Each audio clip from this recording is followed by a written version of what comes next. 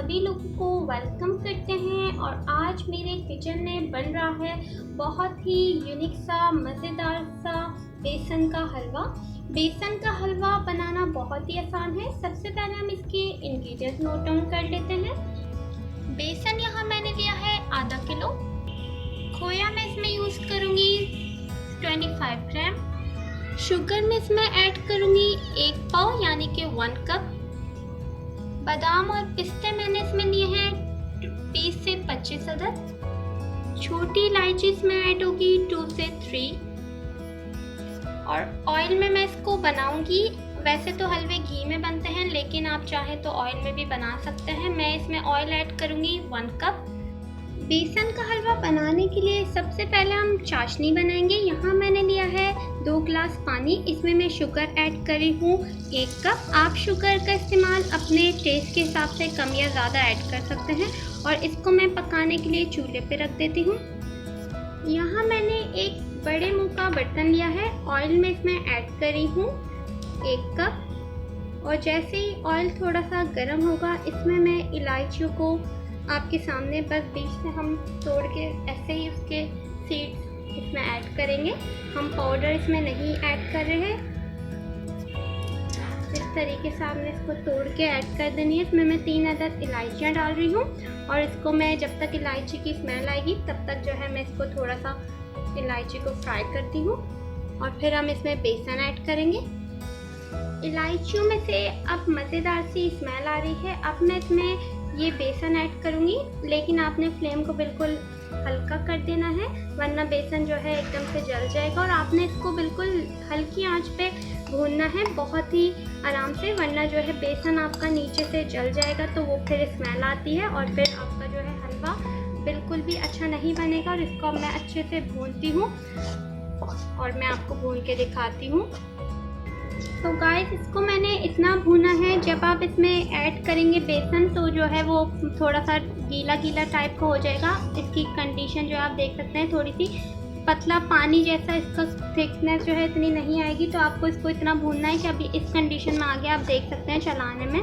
तो अब मैं इस स्टेज पे इसमें खोया ऐड कर रही हूँ और खोया डाल के मैं इसको थोड़ा सा भूनूंगी। और फिर जो है हम इसमें ऐड कर देंगे जो हमने चाशनी बनाई थी वो। और आपने इसको इतना भूनना है कि इसका कलर भी आप देख सकते हैं येलो से थोड़ा सा ब्राउनिश सा हो गया है। मैं इसको अच्छे से भून रही हूँ और खोया डाल के आप देख सकते हैं ये इसकी कंडीशन कि ये कंबाइन होना शुरू हुआ है। अब मैं इसको भूनती हूँ, फिर हम इसमें ऐड करेंगे शीरा। और अब आप देख सकते हैं कि ये बिल्कुल कितना अच्छा सा एक दूसरे में कंबाइन हो गया है। अब मैं इसमें ये शीरा ऐड कर रही हूँ और जो है मैंने इसको चूल्हे पे सभी उतार दिया है। फिर मैं शीरा इसमें ऐड करके मिक्स करके इसको अच्छे से फिर हम इसको अगेन चूल्हे पे रखेंगे। और अब मैं इसको अगेन चूल्हे पे रख रही हूँ और इसमें मैं 2 से 3 उबाल लूँगी। जब इसमें बॉयल आ जाएगा तो ये एक दूसरे में एक जान हो जाएंगे और ये जो हलवे की कंडीशन है वो थिक भी हो जाएगा। मैं आपको दिखाती हूँ। तो गाइस, आप देख सकते हैं ये कंबाइन हो गया है कितना अच्छा सा। मैंने इसमें आपके सामने शीरा डाला था और जो है पानी जो था शीरे का वो ड्राई हो गया है, अच्छा सा भुन चुका है। अब मैं इसको दम की आंच पे रख रही हूँ। 10 से 15 मिनट का मैं इसको दम दूंगी ताकि जो ऑयल है वो इसमें से सेपरेट हो जाए। फिर हम आपको डिश आउट करके दिखाते हैं। तो गाइस, आप देख सकते हैं ये कितना मज़ेदार सा लग रहा है और इसकी कंडीशन भी आप देख सकते हैं। अब मैं आपको जमाने वाला बता देती हूँ और हम ऐसे भी इसको सर्व कर सकते हैं। तो किसी भी आप स्टील का कोई सा भी ऐसा बर्तन ले लें, उसमें आपने ग्रीस कर देना है उस बर्तन को। और फिर जो है हम उसमें ये डालेंगे इस तरीके से बैटर जो हमारा हलवा है उसको हम डालेंगे और इस तरीके से हमें प्रेस करना है। जितनी मोटी आपने लेयर देनी है उतना आपने इसको जो है मोटा या पतला जितना भी आप चाहें वो अपने हिसाब से रख सकते हैं। और जो है आपने इसको स्पून की ही मदद से गरम गरम में ही आपने ये करना है। तो ये जो है आपका जमाने वाला जो बेसन का हलवा होता है, जिसको बेसन की बर्फ़ी भी बोलते हैं, तो ये वो आपकी बन जाएगी। और हम जो है आपको ऐसे भी सर्व करके दिखाएंगे। तो ये मैं कर देती हूँ इस तरीके से प्रेस। और फिर हम इसको इक्वल करके ठंडा होने के लिए रूम टेम्परेचर पे रखेंगे। और फिर मैं आपको दोनों की प्रेजेंटेशन एक साथ दिखाती हूँ।